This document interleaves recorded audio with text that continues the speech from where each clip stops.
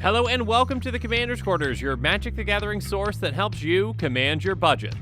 This show and episodes like this one are possible thanks to viewers like you. If you're looking for an easy way to help support this show, make sure that you like, share, and subscribe. Also, hit that bell notification icon so you don't miss any new episodes. You can also go check out our playmats and other merchandise at thecommandersquarters.com. Another easy way to support this show is with our TCG player affiliate links. So whether you're buying a deck or individual cards, you can use this general link right here or one in the description. And the final way that you can support this show is by supporting us directly by becoming a patron. There are many benefits to being a patron, and I truly couldn't do this without all their support. And also, the Search for the Ancient Bauble Kickstarter has launched, so make sure you go check that out. The Kickstarter campaign will last for 30 days, and after that, the playmat will no longer be available for purchase. Hey everyone, Mitch coming in for the Commander's Core Studio. Welcome to the show. Yet another day of spoiler season is coming to an end. So if you haven't seen my very first episode of the day, which came out quite some time ago, make sure you check it out at some point. That episode is on Karth the Lion, and I asked the question on that episode, is this the new king of Super Friends? And then on my second episode today, I talked about Asmer. I'm not even going to try that name again. It is far too late in the day, okay? But yes, this is a very interesting commander with a very interesting name. And speaking of interesting, on my most recent episode today, I talked about the new dungeon mechanic and what it could possibly be. Venture into the dungeon is a phrase that we've never seen on a Magic card, and it's interesting to see it on this one from Adventures in the Forgotten Realms. But to finish out the day, we've got yet another exciting spoiler from Modern Horizons with General Ferrous Rokiric. Now, what exactly does this new Boros Commander do? Well, let's jump into it to find out.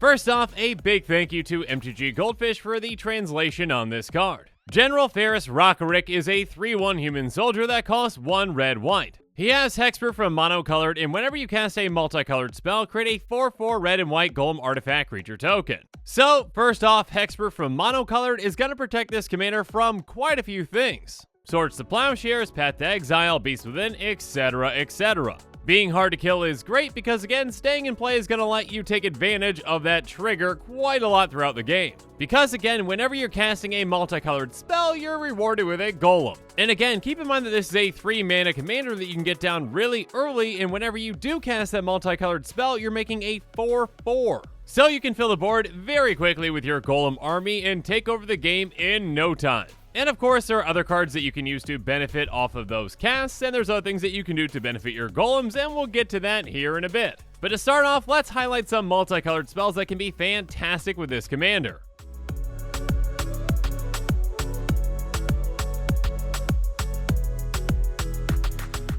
And the first one is one that I've always wanted to highlight in an episode with Figure of Destiny. Okay, I'm kinda kidding, but kind of not. Figure of Destiny is just really cool, alright? It starts off as just a 1/1 for Boros. So again, when you cast this with your commander in play, a Golem is coming along with it. Yeah, so that's 5 total power for just 1 mana. And speaking of power, Figure of Destiny can get even more powerful if you've got mana to dump into it. By paying a Boros, it becomes a 2/2 Kithkin Spirit. By paying Boros, if it's a Spirit, it becomes a 4/4 Warrior.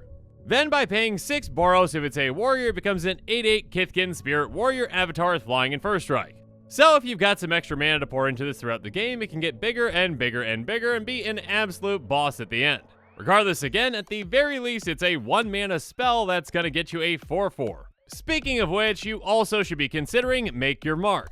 It's an instant for a Boros that says target creature gets +1/+0 until end of turn, and when that creature dies this turn, create a 3/2 red and white sphere creature token. So this can pump a creature for us, and when that creature dies, we get to replace it with a 3/2. So again, with that 3/2 and the 4/4 Golem that it makes, that's gonna be 7 total power. Again, for just 1 mana, which is pretty cool.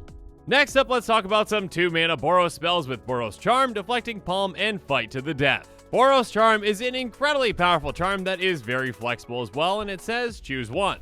It's going to deal 4 damage to target player or planeswalker, or permanents you control gain indestructible until end of turn, or target creature gains double strike until end of turn. So this can ping a player or a planeswalker, can protect your team, or can make something incredibly deadly. And then Deflecting Palm is a really nice trick. It says the next time a source of your choice would deal damage to you this turn, prevent that damage. If damage is prevented this way, Deflecting Palm deals that much damage to that source's controller. So if someone's going to hit you with something big or cast a high damage spell targeting you, well, guess what? It's going back to their face. And again, on top of that, thanks to your commander, you're getting a 4/4 Golem for just 2 mana. So yeah, that's great. And speaking of which, there's Fight to the Death, which is a very funny card in a game of Commander. It says destroy all blocking creatures and all blocked creatures. So if two opponents are duking it out against each other, this can come in really handy. One player swings out at the other player blocks with a ton of their creatures, and then you cast this 2 mana spell and all those creatures are dead. And again, you get your lovely 4/4 Golem on top of that. And of course, this can be effective when you're attacking or blocking as well, depending on the situation that you're in, but yeah, the most effective is when 2 other players are duking it out. Regardless, next up we've got Rip Apart, which is an incredibly flexible removal spell that says choose 1, it deals 3 damage to target creature or planeswalker, destroy target artifact or enchantment. So this can deal with a ton of pesky things, creatures, planeswalkers, artifacts, enchantments. What can it do? And then Legion's Initiative is a fantastic anthem for this deck. It says red creatures you control get +1/+0, and white creatures you control get +0/+1. And luckily for us, the golems that our commander are creating are both red and white. So yeah, they get both pumps. And speaking of pumping our creatures, there's Blade Historian. This 2/3 human cleric costs Boros, so yeah, it's a multicolored spell, and it says attacking creatures you control have double strike. So now our 4/4 golems are going to be hitting for 8 damage apiece. And speaking of hitting hard, let's talk about some ways to get extra combats to hit even harder with cards like Response Resurgence, Waves of Aggression, and Aurelia the War Leader. Response says creatures you control gain first strike and vigilance until end of turn. After this main phase, the additional combat phase followed additional main phase. So all of our angry attacking golems are going to get first strike and vigilance, and they get to attack again. And speaking of angry golems, there's Waves of Aggression. It says untap all creatures that attack this turn. After this main phase, there's additional combat phase followed by additional main phase. And on top of that, it's got Retrace. That means that we can cast this card from our graveyard by discarding a land card and also paying its cost. So we can keep casting this, getting more combats, and getting more golems, and everyone's happy. Oh wait, never mind, just us. We're happy, our opponents are definitely not. And what's also not going to make our opponents very happy is if we play Aurelia the War Leader, which I will mention is around $25 at this time, so yeah, reprint would be lovely. She has Flying, Vigilance, and Haste, and when she attacks for the first time each turn, untap all creatures you control. After this phase, there's no combat phase. Yeah, a repeatable extra combat on a creature can be an incredibly deadly thing. And speaking of extra,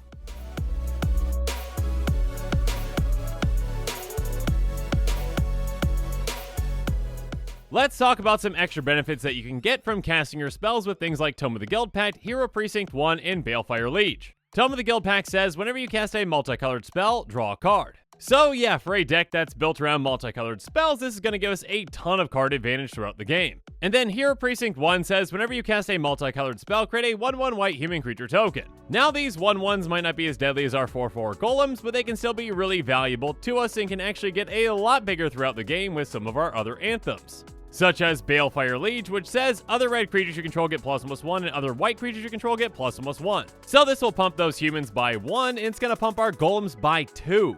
And on top of that, whenever we cast a red spell, it's going to deal 3 damage to target player, and when we cast a white spell, we gain 3 life. So yeah, with the vast majority of these spells in this deck, we're just going to Lightning Helix. And then we also have golem-specific benefits as well, which come from things like Master Splicer, Blade Splicer, and Sensor Splicer. Each of these have an ETB where when they come into play, they make us a 3/3 golem. And then on top of that, Master Splicer gives our golems +1/+1. And then Blade Splicer is going to give our golems first strike, and Sensor Splicer is going to give them vigilance. Again, making our giant army of golems even deadlier can be incredibly impactful. So we can also include some anthems as well, like Intangible Virtue, Rally the Ranks, and Honor the Pure. Intangible Virtue says creature tokens you control get +1/+1 and have vigilance. Rally the Ranks says as it enters the battlefield, choose a creature type, so in this case, golems, and says creatures of the chosen type get +1/+1. And then Honor the Pure says white creatures you control get +1/+1.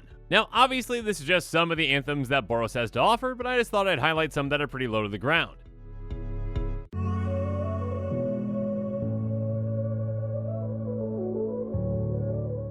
Now, outside of General Ferrous Rokiric being a commander, it has a fantastic spot in the 99 of a deck like Niv Mizzet Reborn. This Niv Mizzet is a 6/6 dragon avatar flying that costs Wooburg. When it enters the battlefield, you reveal the top 10 cards of your library. For each color pair, choose a card that's exactly those colors from among them. Put the chosen cards in your hand, the rest in bottom of your library in a random order. Basically, when it comes into play, you get one of each guild card off the top of your library, essentially. So a deck built around this is going to have a lot of multicolored cards. So not only can this get the General off the top, but also once we get the General into play, we can get a lot of golems to help us out. And the other commander that I want to highlight is Rien, Angel of Rebirth. Rien is a 5/4 angel with flying that costs 2 red, green, white. It has other multicolored creatures you control get +1 with 0. And whenever another multicolored creature you control dies, they return to its owner's hand at the beginning of the next end step. So this pumps our multicolored creatures, including our golems, and if the General happens to die, well, we get it back. And again, of course, like a Nimbizit deck, we're going to be running plenty of multicolored cards in a deck like this.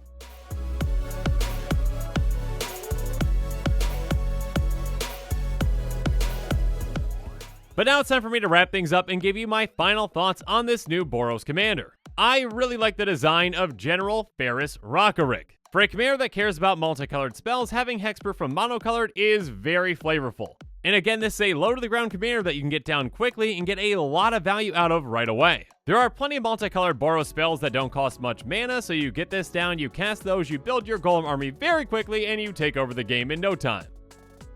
And with that, the show is coming to a close, so it's my turn to hear from you. So in the comments below, let me know what your thoughts on this episode are, and as always, thanks again and have a good one.